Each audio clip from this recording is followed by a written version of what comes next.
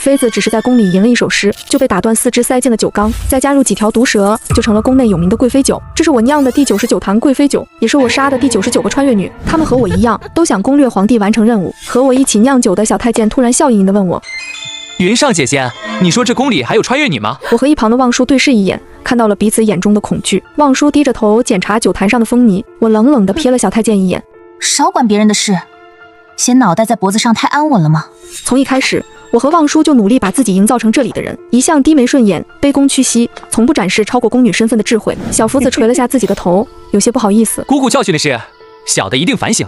听说上面那位又开始找穿越女了，也不知道谁是下一个倒霉蛋。”我没说话，牵着望舒的衣角走得越来越快。宫里查穿越女一向是一罪从有，最开始来的穿越女都带着一份不谙世事的天真，以为自己是天命之女，做个攻略任务只不过是手到擒来。可无论是诗词歌赋还是奇技淫巧，都没能走出后宫。往往是皇后欣赏完后，赐下珍宝黄金，进位做贵妃后，就被随意按上罪名，扔进冷宫之中，一连酿就了18坛贵妃酒。所有人才明白，后宫真正的主人从来不是神隐的皇上，而是掌握所有人生杀大权的皇后。而皇后最讨厌的就是穿越女。曾经我和望舒也想跑，但第66位穿越女正是逃出宫后被百姓举报抓了回来。她被行刑那日，所有的宫人都聚集在凤鸣殿前的广场，亲眼见证她被放进1人掌的大蒸笼，听着她凄厉的惨叫，我永远也忘不掉蒸笼掀开那一刻，她那死不瞑目的眼神。当场的宫人吐了一地。我们这才知道，皇后下了逮捕令，普天之下发现穿越女者，皆可上报，赏黄金1000两。小福子是望舒在冷宫捡回来的，可人为财死，我从来不想考验人心。看着小福子有些尴尬，望舒悄悄和我耳语：“小福子是我们看着长大的，没有坏心。”明明我们一起在这吃人的皇宫待了这么久，望舒还是有着些不切实际的幻想。我沉默着不回答，只是低头洗手换衣。这是我和望舒穿越来的1521天，刚收拾完酿酒的工具，门口就来了一小太监。我认出这是他太监总管底下的2把手，连忙堆起讨好的笑：“不知全公公大驾光临，有何吩咐？”我和全公公之前一起值过差，也算有几分情谊，可这次他看着我，嘴里却发出冷哼：“最近的宫里太安静，皇后娘娘让我到处走走，看看是不是有不安分的小巧。”我收敛眉眼，一旁的望舒捏紧了我的衣角：“不安分的人哪能在这儿啊？酿酒坊可是整个宫里最没油水的地方了。”全公公脚步不停，直直往我们卧房走去。“安不安分可不由你们说了算。”眼看他推门进去，我手心都是冷汗，不住地回想卧房里有什么现代的东西。但好在他四周看了一圈，并没有发现什么不妥。他坐在窗边的椅子上，露出了一个还算真切的笑：“我就说云上和望舒姑姑都是宫里的老人了，怎么可能是那什么穿越女？”望舒连忙给他倒上一碗水，全公公眼里闪过一丝狠厉：“那些个狗崽子都是些不知感恩的，不瞒你们说。”喝了一口水，全公公突然放下了杯子，狐疑地看向我们：“倒不知道2位姑姑如此奢侈，平日里喝的都是开水。”瞬间我冷汗直冒，这么多年平安无事，竟然叫我忘了，除了王公贵族，古代人可不会喝开水。倒是一向胆小的望舒站了出来：“都是我不好，总觉得井水有股味，喝不习惯，倒是连累云上姐姐白白花了好些钱买炭。”全公公的眼神在我们俩之间兜了一圈，有些没好气：“你们俩感情倒是好，只是这宫里多的是人知面不知心，身边人可不一定都是好人。”留下这句意味深长的话后，全公公一挥衣袖，带着2个小太监离开。望舒有些摸不着头脑，茫然地看向我，我心里倒是有了底，只是望舒不见得会信。我深深叹了一口气，对他说道：“以后这宫里除了我，谁都别信，知道吗？”望舒讨好的笑笑：“云上姐姐，你是知道我的，我是最想活的，只是这任务怎么也完成不了，我们何时才能回家呢？”我胡乱安慰了他2句，看着有些低落的他，思绪翻涌。望舒来自单亲家庭，母亲拼尽全力才将他托举出大山，年纪轻轻就累得白发苍苍。好不容易望舒要大学毕业，母女俩很快就能过上好日子，就被系统抓来了这个吃人的意识。没人比他更想活着回去，只是见不到皇帝，我们怎么也没法完成任务。我心里暗暗发誓要保护好望舒。不知道是不是因为白天的事，我夜里做起了噩梦，梦见被蒸熟的穿越女变成望舒，她睁着大大的眼睛求我救救她。一会又梦见现代的爸妈和闺蜜在我坟前哭得凄惨。醒来时屋子里却很嘈杂，我喝了3碗凉水才有点清醒过来，就看见门口有个血肉模糊的人躺在地上，不住地呻吟，而望舒围着他急得团团转。走近了才看清，地上躺的那个是小福子。望舒见我过来，一副要哭不哭的表情：“怎么办啊，云上？全公公晚上把小福子叫出去，他一回来就就成这样了。我摸了摸小福子的额头，烫得厉害，怕是已经发炎起烧了。我眸色冷然，连忙把望舒拉到角落。这件事你别管了，个人有个人的命数。小福子就是今晚死了，也怪不到我们身上。望舒震惊地看着我，仿佛是第一次认识我一样。他不是别人，是小福子，和我们相依为命3年的小福子。看着他，我心里百味杂陈，不知该怎么和他说。小福子是叛徒，全公公只是在为我们鸣不平。没等我想好怎么解释，他就气鼓鼓地甩开我的手，去找药了。我想着也闹不出什么事情，若是小福子侥幸活下来了，再找个机会把他毒哑就是了。满怀各种心思，我昏昏沉沉睡去。次日醒来，小福子的情况居然好转了许多。他睁开眼后，不顾虚弱的身体，直直跪在望舒面前，磕了好几个响头。望舒姑姑的恩情，小的无以为报。以后若是有差遣，小的绝不会有半分推辞。望舒被吓了一跳，连忙过去把他扶起。快起来，快起来！我一向当你是亲弟弟，家人之间谈什么报答不报答？说着，望舒得意地看了我一眼，我明白他想的是什么，有些哑然。要是小福子就此改好了，也未尝不是好事，终究我们之间还是有感情的。我转身离去，把这感人的场景留给这对好姐弟，也就错过了小福子充满怨毒的眼神。小福子养好伤后，酿酒坊恢复了往日的平静，甚至比之前更加平和了。明明是个好事，我却隐隐感觉不安。直到一天，我去检查酒窖的情况回来，却发现酿酒坊围满了工人，心底的恐惧一下子蔓延开来。我拍拍外围宫女的肩膀，勉强挤出一个笑来。这是怎么了？宫女显然兴奋的不行，滔滔不绝地分享起来。你不知道吗？听说酿酒坊出了个穿越女呢。这穿越女真是不得了，居然在后宫隐藏了整整4年呢。要不是同在酿酒坊的小太监举报她，怕是都没有人知道呢。后面的话我再也没心情听，拼了命一样往人群中挤去，就看见望舒被压在地上，整个人狼狈不堪，身上不停地涌出鲜血。小福子换了一套华贵的锦服，在旁边得意洋洋。望舒姑姑，你别挣扎了，我可是有证据的。说着，他从怀里掏出一粒药丸，居然是阿司匹林。我一下子泄了力，无力地瘫倒在地。望舒居然用这个救这头白眼狼，周围的人群一下子沸腾起来。这下赖不掉了，这样神奇的药丸只有穿越女有。什么穿越女？皇后娘娘都说了，这些都是妖女，要来祸害我们百姓的。在人群中间的太监总管王德福很满意这反应，轻轻咳了一声，全场立马噤声。他弯下腰，笑眯眯地看着望舒。本来妖女都应立即处死以安民心，可望舒姑姑在宫中4年始终安分守己，想必和那些兴风作浪的穿越女不同。咱家也不是铁石心肠的人，这样吧，只要望舒姑姑再供出一个穿越女，咱家做主，饶你一命，如何？望舒死气沉沉的眼睛猛地一亮，接着我看到他的视线穿过人群，精准落在我身上。我喉头瞬间干涩无比，不自觉地后退几步，身体的每一个细胞都在告诉我快跑。望舒很快收回了视线，定定看向面前的大太监。你说的可作数？王德福眯了眯眼，从怀中掏出一块印着凤凰的令牌。见此牌，如见皇后殿下。望舒像是下定了很大的决心。我只和小福子说，你让他凑过耳来。小福子自然1万个不愿意，可在王德福和压力下，他也只能乖乖靠近望舒。下一刻，望舒突然暴起，死死咬住小福子的耳朵，众人惊呼，连忙上前拉开两人。可望舒怎么也不松口，直到一棍一棍落在他的身上，他被打得奄奄一息，却还是拼尽最后的力气将小福子的耳朵撕下。小福子捂着耳朵痛得直叫，他一口血沫吐出耳朵，疯癫似的大笑，充满怨恨的眼神直直盯着小福子。我诅咒你，永生永世不得好死！大笑似乎用完了他所有力气，他瘫在地上像一滩烂泥，只有嘴唇在无声地吸动着。人群后，我用力捂住自己嘴，才控制住自己的哭泣，只因我看懂了他的唇语。他说：“姐姐，我想回家。”人群散去后，我开始控制不住的浑身颤抖。错了，我简直是大错特错。本以为只要不出头，哪怕回不去，也能和望舒在皇宫角落安安稳稳地过一生。可不反抗的羔羊，迎接的只有被宰杀的命运。我必须要见到皇上，攻略他，带着望舒的遗憾回家。一晚上，我都没能安稳地睡着，噩梦一个接一个。半梦半醒间，我看见那99坛贵妃酒变成了一个又一个流着血泪的女子，不停控诉我的无情。可我也没办法，若是我不封坛，下一个被做成贵妃酒的就是我了。可最后，穿越女们没有报复我，而是给了我一个个拥抱。原来他们也从未怪过我。一行清泪从脸颊滑落，我从梦中惊醒。床前坐着面色复杂的全公公，不顾身体的虚弱，我连忙起身行礼。全公公扶住了我，但他一开口就让我肝胆俱裂。你是穿越女吧？我扯出一个勉强的笑。全公公说什么胡话？我要是穿越女，昨日望舒就该指认我，我可不觉得我比他的命重要。全公公没接话，只是叹了一口气。以后没有酿酒坊了，收拾收拾吧。淑妃向皇后求了你。我的笑容几乎僵住。淑妃是宫里有名的皇后死忠，论残害穿越女，皇后是第一，那她就是当之无愧的第二。去了淑妃宫里，还会有我的活路吗？可身为奴才，又怎能违抗主子的命令？我垂着头，掩去眼底的惊慌。手指死死攥着衣角。全公公说笑了，奴婢微末之身，怎敢劳烦淑妃娘娘惦记？全公公语气平淡，却带着不容置喙的威压。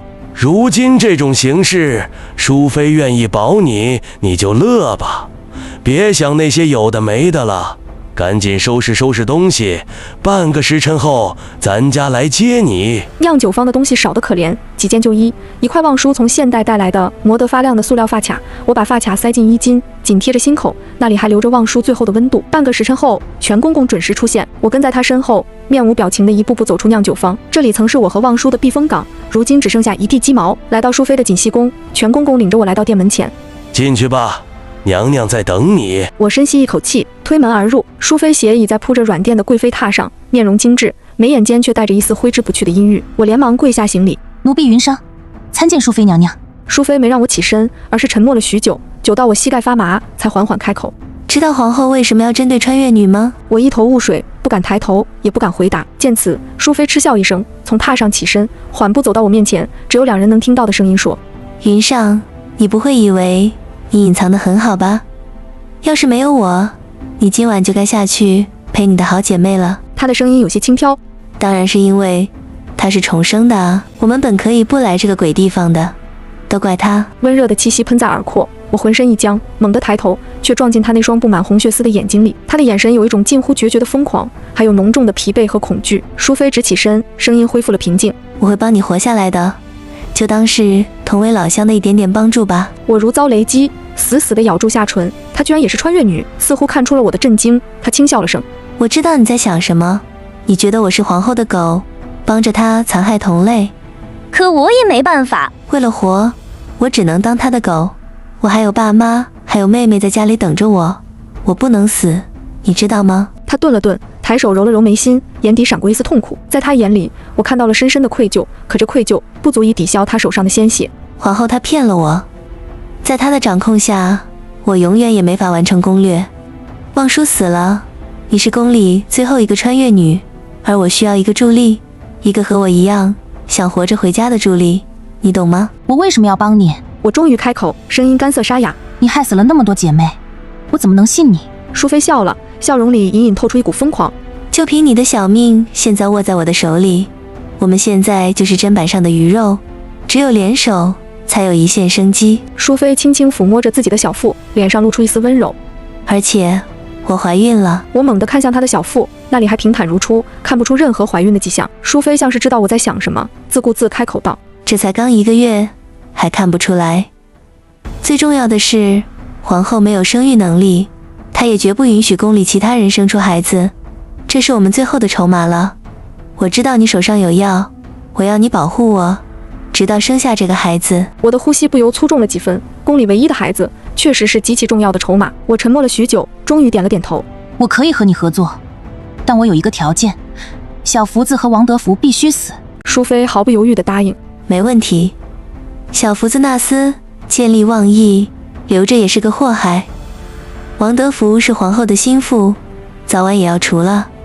你放心，我会安排好一切。就在这时，殿外传来宫女的声音：娘娘，全公公求见。淑妃眼神一凛，连忙收起脸上的情绪，对我使了个眼色。记住，在外人面前，你只是我的贴身宫女，什么都不知道。我点点头，退到一旁，低下头，装作恭敬的样子。全公公走进殿内，躬身行礼：娘娘，皇后娘娘请您去凤仪宫一趟，说是有要事商议。淑妃眼底闪过一丝警惕，随即恢复平静。知道了，我这就过去。她转身对我吩咐：你在宫里熟悉熟悉环境，别到处乱跑，宫里规矩多，小心惹祸。我知道她是在提点我小心皇后眼线，毕恭毕敬地低头应是。淑妃从凤仪宫回来后，心情一直不太好，常常对着窗外发呆，神色恍惚。转眼半个月过去，淑妃的小腹已经微微隆起，虽然还不明显，但熟悉她的人一眼就能看出异样。我端着安神汤走近，娘娘，该喝安神汤了。淑妃回过神，看了我一眼，拿起汤整碗倒进旁边的花盆里，自嘲地笑笑。皇后送来的汤，我哪敢喝？你说，皇后会不会已经知道我怀孕了？娘娘放心，您一直小心谨慎，皇后娘娘不会轻易察觉的。我安慰道，心里却清楚，皇后心思缜密，淑妃怀孕的事情恐怕瞒不了多久。淑妃叹了口气，眼神变得坚定起来。不能再等了，小福子必须死。我心里一动，终于等到这天。娘娘有什么计划？淑妃嘴角勾起一抹冷笑。小福子自从举报了望舒，被皇后赏了不少东西，最近在宫里风头正劲，得罪了不少人。我已经让人去散播消息，说他私藏赃物，意图不轨。今晚全宫公会恰巧发现他的罪证，把他抓起来。可这还不足以让他死。小福子是皇后赏的人，仅凭私藏赃物，最多也就是打一顿，贬为庶人，根本达不到我想要的效果。说着，我从怀里掏出一板阿司匹林。望舒用着药救了他的命，我要他把这命还回来。淑妃起了兴趣。你要怎么做？我凑到他旁边耳语了几句。夜幕降临，宫墙内外一片寂静，只有巡逻侍卫的脚步声偶尔传来。我按照淑妃的吩咐，来到宫门口的一间小酒馆。这里是宫人常来的地方，隐蔽性很好。全宫安排的几个小太监已经到了，正拉着小福子疯狂喝酒。而小福子穿着一身华贵的衣服，脸上带着得意的笑容，正唾沫横飞地吹嘘着自己如何举报望舒，如何得到皇后的赏赐。其中一个小太监突然说：“听说福公公当时还在穿越女那儿得了神药。”半只脚都踏进鬼门关了，却捡了一条命回来。小福子明显有些上头，红着脸反驳：“神？什么神药？不过是些唬人的玩意。我能活，全是因为我命硬。”几个小太监交换了下眼神，立马恭维道：“福公公自然是福大命大，可我们就是好奇，想瞧瞧妖女的物件。”小福子脸色立马沉下来，一副不悦的样子。几个小太监又说了些好话，才将他哄好。这回一起上头，他掏出一粒胶囊，赫然是阿司匹林。你们就看吧，这可是我好不容易藏下来的，剩下的可都被皇后娘娘拿走了。我深吸一口气，端着一壶酒，装作酒馆的伙计，不经意路过，狠狠撞了下他的肩。小福子醉得迷迷糊糊，手上自然没什么力，胶囊顺势脱落，掉在他面前的酒杯中。小福子一怒，转身就要骂我，可看清我脸的那一刻，他突然噤了声：“元赏姑姑，你怎么在这？”我哪能不知道他在想什么？望舒死后，他马上就想用同样的招数将我除掉，可他晚了一步。等他准备捏造罪证告状时，却得知我成了淑妃的贴身大宫女。他手上没有十足的证据能拉我下水，自然要小心我这位救人报复。我定定地看了他一会，突然笑了：“不过是路过罢了，这么怕我做甚？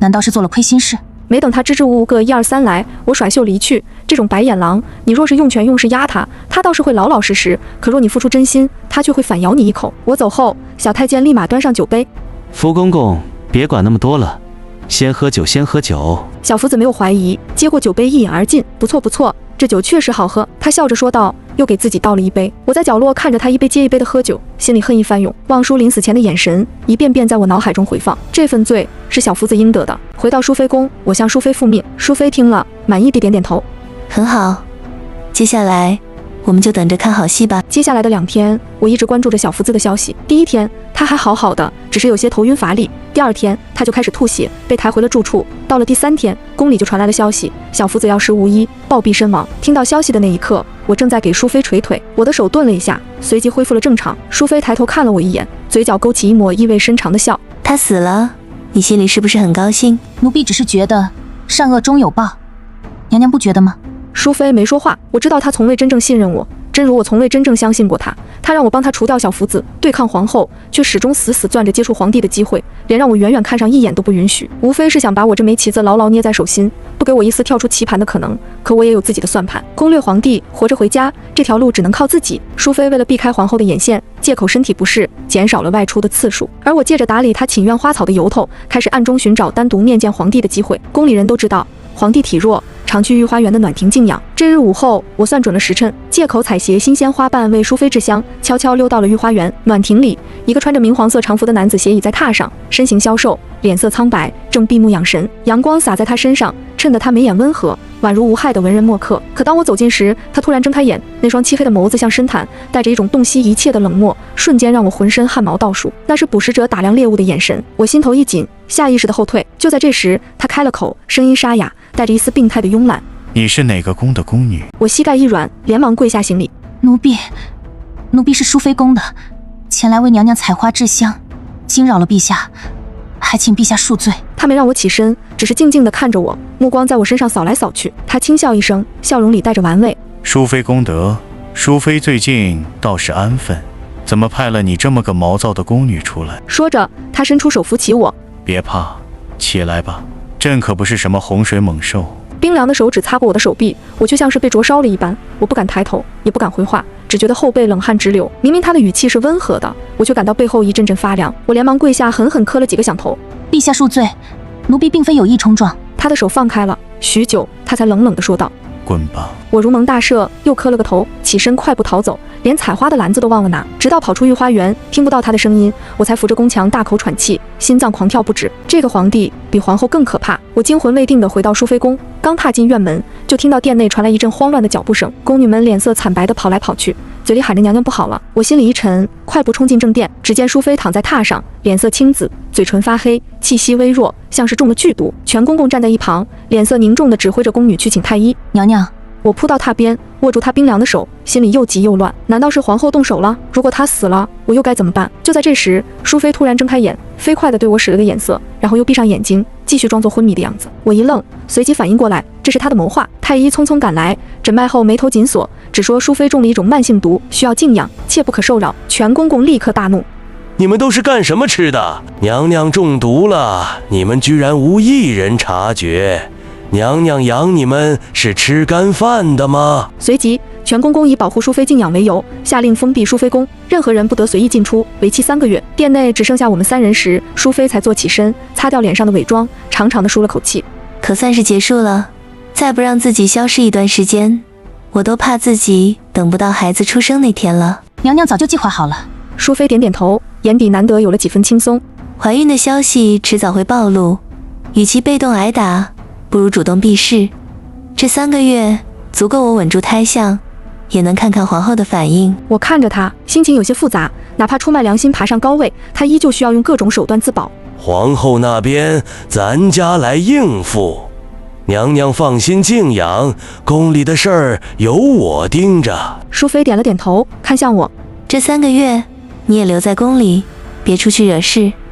等风头过了，我再想办法让你见皇上。”我应下，心里却清楚，3个月不过是他困住我的托词。若是3个月后情况不佳，我就是他推出去的箭靶。3个月的时间转瞬即逝，淑妃宫解封的消息刚传出去，皇后就派人送来了贺礼，一箱名贵的补品，还有一尊玉雕的送子观音。皇后娘娘说了，淑妃娘娘身怀龙种，是后宫的喜事，这些补品都是上好的滋养之物，希望娘娘能顺利诞下皇子。王德福笑着说道，眼神深处却是十足的不屑。淑妃坐在榻上，脸上强装欢喜，让全公公收下了贺礼。等王德福走后，淑妃面色惨白，状若疯狂，艳红的指甲深深嵌入掌心。她知道，她什么都知道。这个礼物明白是在嘲讽我，警告我永远也逃不出她掌心。说完，她死死抓住我的肩膀，双目猩红地看着我，把这些礼物都搬到偏殿去，你来查里面有没有什么不该有的东西。我一眼打开箱子，补品包装精美，送子观音也栩栩如生。可当我拿起一尊人参时，却发现底部藏着一小包白色粉末。我凑近闻了闻，没有异味。淑妃立刻紧张地问道：“是堕胎药还是毒药？”我摇了摇头，只是一些让人失眠致幻的药。全都烧了，一点痕迹都别留。淑妃不安地在殿内踱步，叫声尖利，还带着些颤抖。她到底想做什么？想把我除掉吗？除掉我，谁还能帮她抓穿越女？你已经在我手上了，难道？没有管他的风言风语，我抱着箱子走到偏殿的空地上，点燃了火，看着补品和送子观音在火中化为灰烬，淑妃的情绪才平复了一些。她走到我身边，低声说道：“云上，我越来越怕了，我总觉得这个孩子保不住，我也活不了。”我安慰道：“娘娘别胡思乱想，全公公在外面盯着，宫里的人也都是我们的人，只要我们小心谨慎，一定能平安生下孩子，然后回家。”听到回家，淑妃似乎一下子平和了下来，眼里一下有了光。对，我们一定能成功的。在她看不见的角落，我捻了捻指尖的白色粉末，什么毒药？这不过是最常见不过的滑石粉。可看着淑妃那股歇斯底里的样子，实话实说只会让她更加惊恐。这些补品都是真的，只能说明皇后想让她生下这个孩子。可淑妃怀着孕，精神状态也不甚美妙，只能暂且按下不动，一切等她生下孩子后商议。淑妃的肚子越来越大，行动也越来越不便。生产前几日，她突然让全公公守在殿外，单独叫我进了内室。她从隐藏的暗格中拿出一个锦盒，交给我。我打开一看，竟是一套校服。她的眼底酝酿着绝望，一行清泪流下。如果我死了，我不想穿那些锦衣华服，你能帮我换上这衣服吗？在我震惊的目光中，淑妃擦去了脸上的眼泪。怎么，很震惊？那时我才刚高考完，都没能成为家里第一个大学生呢。云上，你上过大学吗？我愣住了，我一直以为淑妃是个心机深沉的女人，却没想到她穿越前只是个刚成年的女高中生。那些残忍和疯癫，或许只是她在绝境中求生的本能。我知道，我不是个好人，我杀了那么多人，双手沾满了鲜血。我每天都做噩梦，梦见他们来找我索命。我后悔过，可我想活着回家，我没得选。他突然抓住我的手，眼神无比认真。云上，你比我聪明，比我勇敢，也比我有底线。如果你真的能回到现代，能不能去看看我爸妈，帮我捎句话，就说我真的很爱他们，求你了。淑妃松开手，扑通一声跪在我面前，我连忙把她扶起，握住她的手，坚定地看向她。你不会死的，你一定能回到自己爸妈身边，我向你发誓。可世事难料，淑妃终究没穿回那套校服。生产的那天，淑妃宫一片混乱，淑妃的惨叫声此起彼伏，听得人心头发紧。我站在殿外，听着她的惨叫，心里像被针扎一样。全公公站在我身边，眼神复杂。终于，一声清亮的婴儿啼哭声响起，产婆的报喜声响起，我心下一松，就听见皇后到来的传唤声。同时，产房内又响起淑妃的惨叫声。淑妃血崩了，之前的担忧成真了，皇后要去母瘤子。我和全公公对视一眼，两人合力推开门口的产婆，冲进产房。产房里弥漫着一股股浓浓的血腥味，床上的淑妃已经是进气少出气多了。我上前抓住她的手，眼泪不自觉流下。云上，别哭了，我明白了，这一切都是皇后的局。原来我的死局是在生产之后。她的声音发颤，几乎要发不出声音。我死了没关系，可这个孩子是无辜的，我希望你能带着他逃出宫去，给他一条活路，不要让他认杀母仇人为妈。她苦笑一声，极尽苍凉。攻略皇帝根本就是不可能完成的任务，皇后那个疯子不会放过任何一个穿越女。你带着孩子逃出去，别再回来了，好好活着。全公公站在我身边，眼神复杂，手里紧紧攥着一个火把。我们该走了，他低声说道，点燃了殿外的纱帘，火焰迅速蔓延，很快就烧到了正殿，浓烟滚滚，呛得人喘不过气。宫女太监们惊慌失措地大喊着救火，四处逃窜。就在这时，殿内传来一声婴儿的啼哭，全公公立刻冲了进去，片刻后抱着一个襁褓跑了出来，塞进我怀里。快，从后门走。我接过襁褓，里面的婴儿小小的，闭着眼睛，还在不停地啼哭。这是淑妃用生命换来的孩子。娘娘呢？全公公摇了摇头，眼神暗淡。娘娘已经去了，她最后想对你说谢谢你。我心里一痛，转身就往后门跑。火焰越来越大，烧毁了宫殿的横梁，发出噼啪的声响。我抱着婴儿在浓烟中摸索着前进，心里只有一个念头：逃出去，活下去。可更多的念头涌了上来。出宫后，我真能在皇后的天罗地网下把这孩子养大吗？就这么离开，永远的放弃回家了吗？来不及思考未来，我只能向前走。就在我快要跑出淑妃宫的时候，一道明黄色的衣角在即将倒塌的柱子后闪过。皇帝，他为什么会在这？电光火石间，我想明白了一切。我抱着婴儿，转身朝着柱子的方向跪下，大声喊道：陛下，求您救救奴婢和皇子。柱子后，皇帝缓缓走了出来，他依旧脸色苍白，咳嗽了几声，眼神里带着玩味的笑意。哦，你倒是比我想象中聪明。他走到我面前，目光落在我怀里的婴儿身上，又转向我，嘴角勾起一抹冰冷的笑。昏月女，给朕一个救你的理由。我心里一沉，他果然早就知道我的身份。皇宫中所有的事情都在他的掌握下，皇后的种种行为分明是他纵容的。这个变态！我心里暗骂，表面却不显，抬起头直视着他的眼睛。陛下，奴婢知道您身患顽疾，太医束手无策，臣妾有办法治好您的病，求您给臣妾一条活路。皇帝的笑容一僵，咳嗽了几声，眼神里闪过一丝兴趣。你能治好朕的病，朕的太医都无能为力，你一个妖女能有什么办法？臣妾会治一种药，名为青霉素。这种药很多所谓妖女都会治，只是她们没机会献给皇上就死了。皇后娘娘一心只想捕杀穿越女，却不知我们手里有能救您性命的东西。皇帝的眼神瞬间变得冰冷，脸上的玩味消失不见，取而代之的是浓浓的怒意。他最恨被人掌控。皇后隐瞒此事，无疑是触怒了他。他沉默了许久，才缓缓开口：好，朕就信你一次。如果你真能治好朕的病，朕就饶你不死，还能让你成为这孩子的养母。他伸出手想要接过婴儿，我犹豫了一下，还是把襁褓递了过去。他抱着婴儿，动作生疏却并不粗鲁。从今日起，你就留在养心殿做掌事大宫女，朕会给你单独的房间，你需要什么药材和工具，尽管开口。但如果朕发现你是在骗朕，朕会让你和那些死去的穿越女一样，死得很难看。我连忙磕头，谢皇上恩典，臣妾一定尽心为皇上治病。皇帝抱着婴儿转身离去，我跟在他身后，看着他消瘦的背影，还有头顶的君王心动值，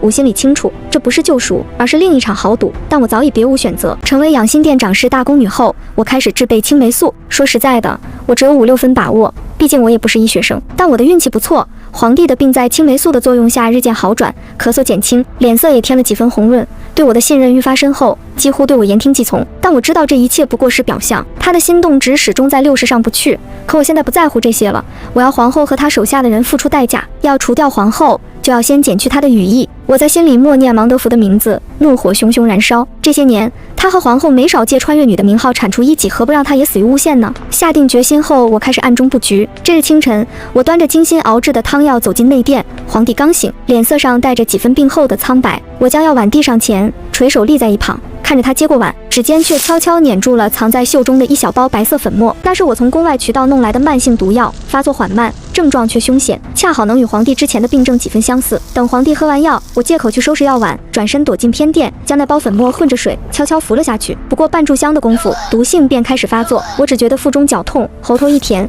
一口鲜血猛地喷了出来，溅在素色的宫装上，格外刺眼。我踉跄着扶住门框，身体软软地倒了下去，意识渐渐模糊，只听见外面传来宫女惊慌的叫喊声。皇帝闻讯赶来时，我已奄奄一息。他蹲下身，指尖探上我的脉搏，脸色瞬间沉了下来，原本温和的眼神变得阴鸷可怖。查，给朕彻查，是谁敢在养心殿动手脚？不想活了吗？暗卫和宫人立刻行动起来，整个皇宫都被惊动。我躺在榻上，半睁着眼，看着殿内忙碌的身影，嘴角勾起一抹无人察觉的冷笑。王德福，这是你欠望书，欠那些死去姐妹的。不出所料，没过多久，暗卫就来禀报，在王德福的住处搜出了同款毒药，还有一封他与宫外勾结的伪造书信，证据确凿。王德福被押到殿外时，还在不停喊冤：陛下明察，奴婢冤枉啊！是有人陷害奴婢。皇帝坐在榻上，冷冷地看着他，眼神里没有丝毫波澜。冤枉，人证物证俱在，你还敢狡辩？来人，拖下去，凌迟处死。王德福的哭喊声越来越远，殿内渐渐安静下来。皇帝挥退所有人，走到我的榻边，指尖轻轻划过我苍白的脸颊，语气带着一丝不易察觉的冰冷。你以为朕是任凭你操纵的蠢货吗？这一切都是你布的局，对不对？我心头一紧，强撑着睁开眼，迎上他的目光，没有否认。陛下英明，可王德福作恶多端，死有余辜。若不是用这种法子，陛下又怎会如此痛快地处置他？你倒是大胆，敢在朕的眼皮底下耍手段。他的语气带着威胁，眼神却愈发深邃。我反而笑了，笑得有些虚弱，却带着几分坦荡。陛下难道不喜欢吗？您向来爱看这宫墙之内的争斗，爱看我们在绝境中挣扎的模样。我不过是顺了陛下的意，让这宫里热闹几分罢了。皇帝愣了一下，随即低笑起来，笑声里带着几分病态的愉悦。他俯身靠近我，温热的气息喷在我的耳廓。你倒是比朕想象中更有趣，记住，这是最后一次，别以为朕纵容你，你就可以为所欲为，否则就算你能治好朕的病，朕也能让你生不如死。我能清晰地听到脑海中系统的提示音：君王心动值75。我微微垂眸，没有回话。起来吧，王德福还没断气，既然是你布的局，那他的处置权就交给你了，想怎么折腾随你。他直起身，转身走到窗边，留给我一个消瘦的背影。我没直接动手，而是让人把王德福拖去了天牢最深处的一间黑牢。那间牢房终年不见天日，曾关押过不少穿越女，是他们的噩梦之地。如今该轮到王德福了。我让人撤了牢里所有的烛火，只留下一扇极小的气窗，仅够勉强维持呼吸，食物和水一概不许送。我要的不是让他痛快死去，而是让他在无尽的黑暗和恐惧中体验当年女孩们的绝望。我还找了2个声音纤细的小宫女，让她们隔着牢门模仿含冤死去的穿越女们，用哀怨又凄厉的语气诉说冤屈。王德福，你还记得我吗？那年冬天，你把我绑在雪地里，看着我冻得失去知觉，还笑着和旁人打赌我能活多久。是你亲手把我推进蒸笼的，我在里面喊得嗓子都哑了，你却站在外面鼓掌。你好狠的心，我好疼啊！我要你偿命。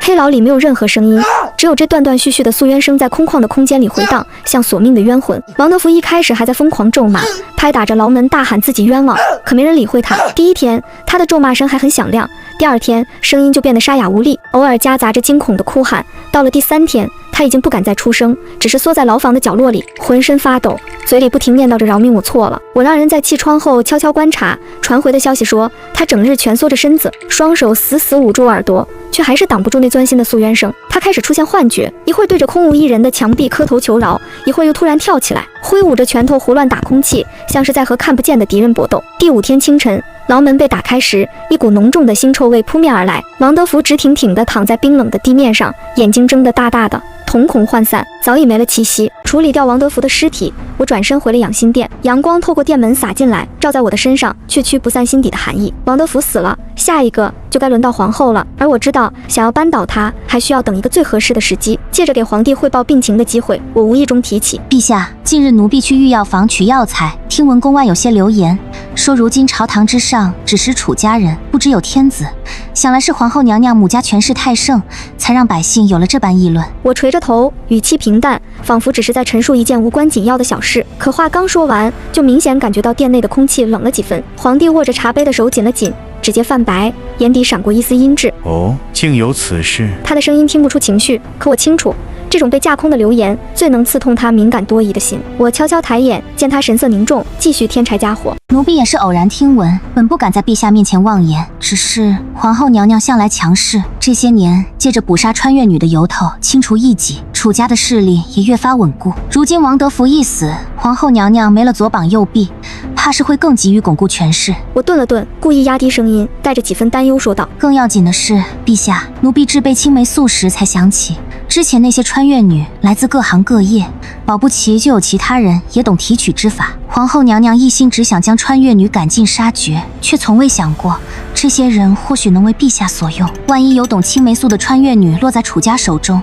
或是被皇后刻意隐瞒。皇帝猛地放下茶杯，茶水溅出杯沿，打湿了明黄色的龙袍。他剧烈地咳嗽起来，脸色涨得通红，眼神里满是怒意。他好大的胆子！他的声音带着咬牙切齿的狠厉。之前皇后隐瞒穿越女能治青霉素的事，就已让他不满，如今再联想到楚家的权势和宫外的流言，忌惮之心更甚。看来皇后是忘了谁才是这天下的主人。你继续盯着，若有任何动静，立刻禀报朕。奴婢遵旨。我躬身退下，心里清楚，皇帝对皇后的不满已达顶峰，只需再添一把火，就能让这对互相利用的夫妻彻底反目。而另一边，凤仪宫内，皇后得知皇帝近日频频召见大臣，却唯独不见楚家之人，早已坐立难安。王德福的死，让他失去了最得力的眼线和爪牙，也让他意识到，那个看似温顺的云裳，早已不是任人拿捏的宫女。尤其是听闻我日日守在养心殿，深得皇帝信任后，皇后更是如坐针毡。娘娘，云裳那贱婢如今仗着陛下的宠爱，在宫里风头正劲，不少宫人都开始巴结她了。再这样下去，恐怕……宫女的话还没说完，就被皇后狠狠扇了一巴掌。一个贱婢而已，也配让你们如此忌惮？她的脸色铁青，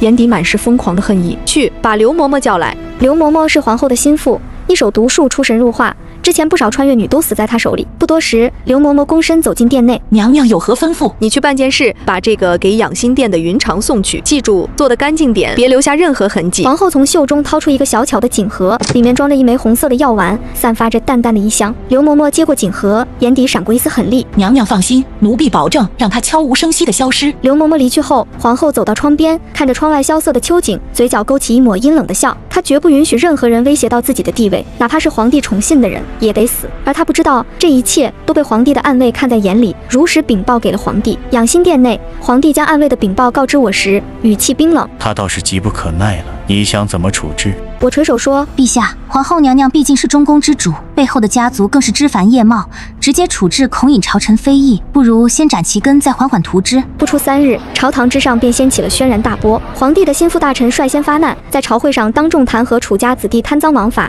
强占民田，还呈上了密密麻麻的账本和数位受害百姓的证词。这些铁证桩桩件件都指向皇后母族。楚家官员脸色惨白，一时间百口莫辩。皇帝坐在龙椅上，全程面色冰冷，一言不发，直到楚家大臣跪地求饶，他才缓缓开口：楚家仗着皇后之势，横行霸道，欺压百姓，视国法如无物。朕念及皇后情面，暂不株连九族，即刻革去楚家所有官职，抄家流放，永不得回京。楚家倒台的消息传入后宫，凤仪宫瞬间乱作一团。皇后得知消息后，一口鲜血喷了出来，瘫倒在凤椅上，眼神里满是不敢置信的疯狂。她怎么也想不到，重来一世，自己赖以生存的家族竟会如此轻易地被皇帝扳倒。紧接着，皇帝下旨召集后宫所有嫔妃和宫人齐聚凤鸣殿，殿内气氛肃穆，所有人都低着头，不敢出声。皇帝坐在主位上，咳嗽了几声，目光扫过众人，最终落在皇后身上。皇后处事心胸狭隘，残害宫妃，更纵容母族作恶。朕今日便要为那些被你冤杀的妖女证明，她们并非妖邪，只是来自异世的寻常女子，你却因一己私怨，将她们百般折磨致死，酿成无数惨剧。皇帝的声音掷地有声，他顿了顿，皇后浑身发抖，抬起头，眼神怨毒地盯着皇帝。陛下，臣妾所做的一切都是为了您。那些穿越女心思歹毒，妄图蛊惑圣心，臣妾是在为您扫清障碍啊！扫清障碍？朕看你是在满足自己的杀戮欲。如今楚家已倒，你也该付出代价了。皇帝话音刚落，侍卫便上前架起瘫软在地的皇后。皇后拼命挣扎，哭喊着，咒骂着，声音凄厉却无人理会。最终，她被押往冷宫，终身幽禁。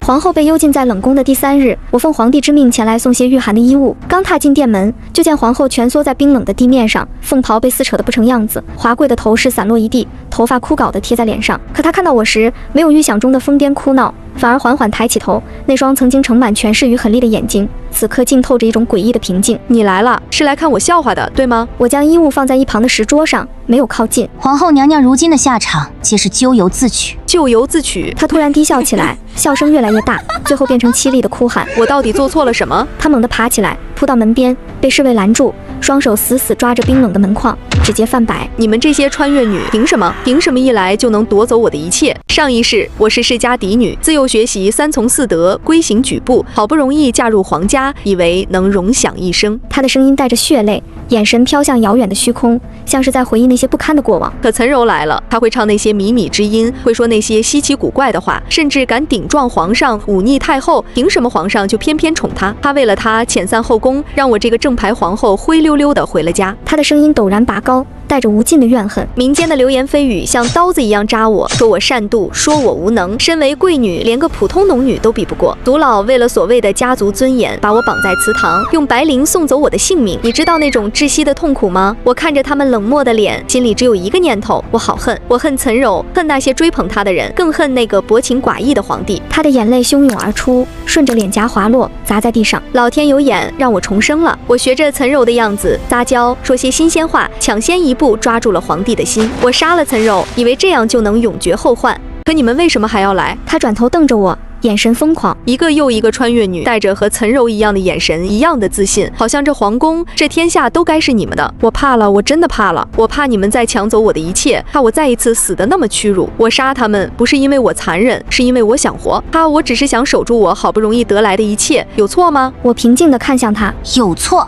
上一世害死你的人明明是皇帝和家族，可你害怕他们，不敢向罪魁祸首问责，于是你挥刀向那些弱者，甚至选择了最残忍的方式剥夺别人的生命。那些穿越女，她们也不过想回家而已，却被你当成了眼中钉、肉中刺，受尽折磨而死。你重生后拥有了选择的机会，却偏偏走上了和前世一样的绝路。你恨别人薄情，自己却比谁都冷血。你怕失去权势，最终却被权势反噬。我顿了顿，看着他瞬间失色的脸。你最该恨的不是穿越女，是你自己的贪婪和懦弱。他愣住了，眼神空洞地看着我，嘴里喃喃自语：我自己的贪婪和懦弱。就在这时，殿外传来宫人的通报，声音带着幸灾乐祸：废后娘娘，您的父亲兄长已被问斩，家产尽数抄没，族人被贬为庶民，流放3000里。皇后发出一声凄厉的尖叫，猛地瘫倒在地。不，本宫的家族。她挣扎着爬起来，疯了一样朝我磕头。我错了，我真的错了，岑柔，我对不起你。那些姑娘，我对不起你们。一人做事一人当，你怎么折磨我也好，放过我的家人。我的妹妹才12啊！我只是冷漠地看着，没有丝毫同情。那些被她虐杀的穿越女，临死前也曾这样绝望地呼救过，可她从未有过一丝怜悯。3日后，宫人来报，废后在静心殿绝食而亡，死时双手紧紧攥着一块破碎的玉佩，那是她出嫁时母亲送给她的嫁妆。皇帝听到消息后，只是淡淡的说了一句：知道了，埋了吧。他的脸上没有丝毫悲伤，只有一丝诡异满足。我知道他享受着这种掌控他人命运的感觉，享受着看着别人在绝望中死去的快感。可我站在阴影里，一言不发，像个活着的人偶。解决了皇后，后宫恢复了久违的平静。直到傍晚，全公公便来传话，让我即刻前往养心殿。我心里清楚，该来的终究来了。走进养心殿，皇帝正坐在窗边看书，殿内只点了一盏宫灯，昏黄的光线映在他苍白的脸上，竟有几分柔和。见我进来，他放下书本，示意全公公退下。皇后已被打入冷宫，楚家也已伏法，你心头的恨该消了些吧？全赖陛下圣明，奴婢感激不尽。皇帝站起身，走到我面前，从袖中掏出一封明黄色的诏书，递到我面前。诏书之上册封云长为贵妃几个大字格外醒目。你治好朕的病，又助朕扳倒皇后，这份功劳朕自然要赏。从今日起，你便是朕的云贵妃，掌管后宫事宜。我盯着那封诏书，脑海中却响起系统的提示音：君王心动之， 80，数值没有丝毫变化。我心里清明，他从未对我动过真心。所谓的册封，不过是对有用之人的嘉奖，是对我医术的依赖。我强压下心底的波澜，没有去接诏书。我清楚地知道，自己那点三脚猫的青霉素制备技术，不过是暂时缓解了他的病情，根本无法根治肺结核。等他发现自己的病再也无法好转，这份恩宠便会瞬间化为致命的利刃。不过还好，我已经找到了破局之法。我深吸一口气，压下心底所有的波澜，抬眸看向皇帝，眼神里刻意盛满了温柔与缱绻，一步步向他靠近。殿内的烛火跳动，将我的影子拉得很长，也模糊了我眼底深处的冰冷杀意。陛下，奴婢心愿您。这话一出，殿内瞬间陷入死寂。皇帝脸上的温和僵住，瞳孔猛地收缩，显然是被这直白到不加掩饰的爱意惊住了。他见惯了后宫女子的曲意逢迎、欲擒故纵，从未有人像我这样如此坦荡地将心愿二字说出口。你说什么？他的声音带着一丝不易察觉的颤抖，眼神里满是震惊与难以置信。我能清晰地听到脑海中系统的提示音：君王心动值81。我没想到这变态居然真的心动了。奴婢说，心悦陛下，从第一次在御花园见到陛下，奴婢就再也放不下了。帮陛下除掉皇后，帮陛下调理身体，都不是为了什么赏赐，只是想陪在陛下身边。我一边说着，一边继续向他靠近，语气缠绵，仿佛真的深陷其中。皇帝的震惊还未散去，眼睛睁得大大的，看着我一步步走到他面前，竟忘了防备。就是现在，我藏在袖中的手猛地抽出，没等皇帝反应过来，我已用尽全身力气，将匕首狠狠插进了他的胸膛。噗嗤一声，利刃入肉的声音格外清晰，鲜血瞬间涌出，染红了他明黄色的龙袍，也溅到了我的脸上。皇帝的身体猛地一震，难以置信地低下头，看着插在自己胸口的匕首，再抬头看向我时，眼神里满是痛苦、愤怒与不解。你为什么？我缓缓收回手，任由匕首留在他的胸膛，脸上的温柔尽数褪去，只剩下冰冷的嘲讽。为什么？因为陛下从一开始就不值得被攻略啊！淑妃说的对，像您这样心思扭曲、自卑又缺爱的人，永远也不会真正爱上任何人。您爱的从来只有自己，只有掌控一切的快感。皇帝捂着胸口，身体踉跄着后退几步，重重撞在窗边的书架上，书架上的书本哗啦啦散落一地，像是为他奏响的丧钟。他的脸色越来越苍白，毒性正在飞速蔓延，让他连呼吸都变得艰难。我看着他痛苦挣扎的模样，心里没有丝毫怜悯。那些惨死的穿越女，望舒的惨死，淑妃的绝望，还有我在这宫里受的所有苦难，都在这一刻得到了宣泄。你这个毒妇！他用尽最后一丝力气，狠狠地盯着我，可我耳边却响起系统的提示音：君王心动值98。我猛地一拍桌子，大笑起来，甚至笑出了泪花。谁能想到唯我独尊的皇帝，居然真正喜欢的是掌握他生死的女人？整整2世，所有姐妹的死都在这一刻成为了笑话。皇帝知道我看穿了他最扭曲的一面，难堪地涨红了脸。可最终，他的身体一软，顺着书架滑落在地，眼睛睁得大大的，带着无尽的不甘与难以置信，彻底没了气息。君王心动值98的光幕在我面前定格，随即慢慢消散，我几乎是瘫倒在地。就在这个时候，全公公抱着念安出现了。全公公怀里的念安还小，被殿内浓重的血腥味惊得瘪了瘪嘴，却没哭出声，只是下意识地往全公公怀里缩了缩。全公公脸色凝重，却眼神坚定地看向我。恭喜娘娘得偿所愿。我点了点头，扶着桌沿站起身，擦掉脸上的血渍。皇帝暴毙的消息不能拖延，更不能泄露是我所杀。我和全公公默契配合，先封锁了养心殿，对外只称皇帝旧疾复发，骤然离世。消息传出，朝野震动，但不等各方势力反应过来，我便拿出了皇帝此前拟好的册封诏书，上面不仅有册封我为贵妃的旨意，还隐晦提及若他有不测，让我代为诏服皇子念安。有这道圣旨兜底，再加上全公公暗中联络的皇帝就不支持，我顺理成章地成为了念安的养母，以贵妃之身暂掌后宫与前朝事宜。全公公在朝堂上据理力争，痛陈当前局势动荡，虚力幼主以安民心，而念安是皇帝唯一的子嗣，理应继承大统。那些原本观望的大臣见我手握圣旨，背后有军方势力支撑，也纷纷倒向我们这边。反对的声音很快被压了下去，扶持念安登基的事宜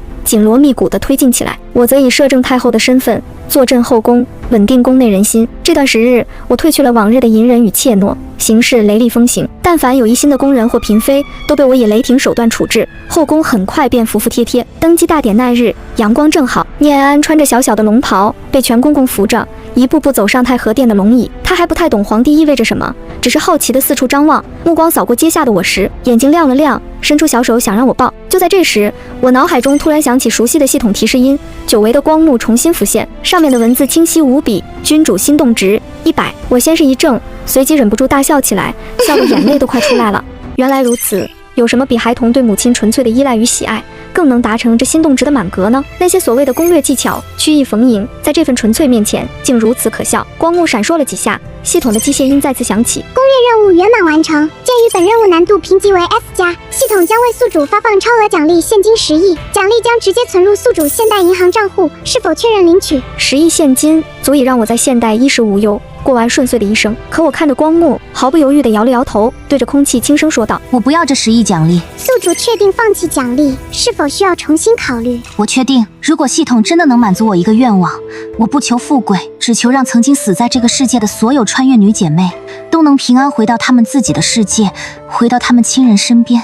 光幕沉默了片刻，随即绽放出柔和的光芒。宿主愿望已接收，检测到相关灵魂印记，正在启动跨位面传送程序，传送成功，所有逝去穿越者灵魂已返回原世界。光芒散去，系统彻底消失，我心底的一块巨石也终于落了地。街上的念安还在对着我招手，全公公站在一旁，向我投来欣慰的目光。阳光洒在太和殿的琉璃瓦上，金光闪闪，驱散了这宫墙内常年的阴冷。日子一天天过去，念安从蹒跚学步的稚童长成了沉稳坚毅的少年。我倾尽心力教导他，教他识人辨心，教他仁政爱民，也教他如何在波谲云诡的朝堂中站稳脚跟。念安18岁那年，举行了亲政大典。当他身着龙袍，从容不迫地接受百官朝拜时，我站在殿侧的阴影里，看着他挺拔的背影，终于卸下了心头的重担。这些年，我既是他的养母，也是他的守护者。如今他已能独当一面，我也该离开了。当晚，久违的系统光幕再次在我眼前浮现，机械音带着一丝催促。宿主任务已完成附加阶段，可随时开启返程传送门，是否立即返程？我回望了一眼这座承载了我太多苦难与牵挂的皇宫，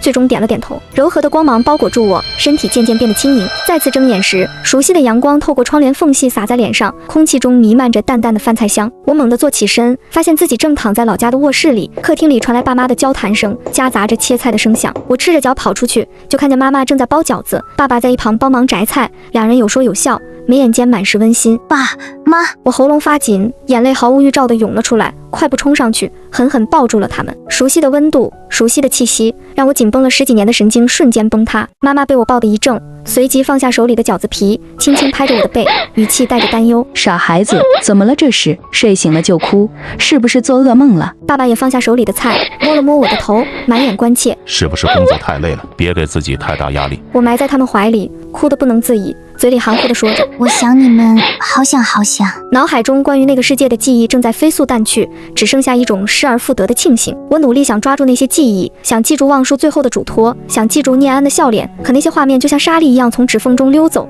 只剩下一个模糊的轮廓，仿佛真的只是一场漫长而恐怖的噩梦。就在这时，窗外突然响起砰的一声巨响，绚烂的烟花在夜空中绽放，照亮了整个夜空。紧接着，此起彼伏的烟花声响起，万家灯火在夜色中闪烁，温暖而明亮。回家的感觉真好。